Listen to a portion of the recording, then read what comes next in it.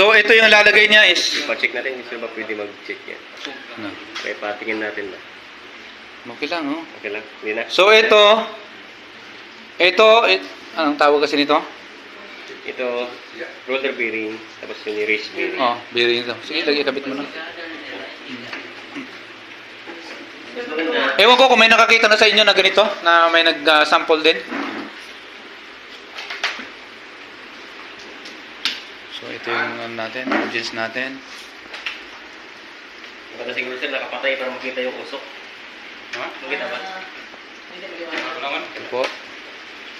Hindi na sila maglapit sir yan. Pwede kayo lumapit para makita nyo kung ano yung epekto ng ano. Yung, kasi uusok yan. Masusunog yan kung ilang, malalaman din ito.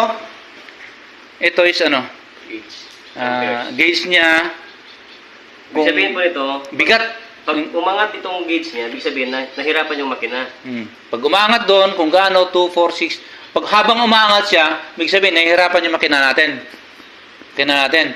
Dahil sa, dito naman, pag idinidiin mo ito, kung gaano kabigat naman yung ano, yung tons nito. Kabibigat, kumbaga,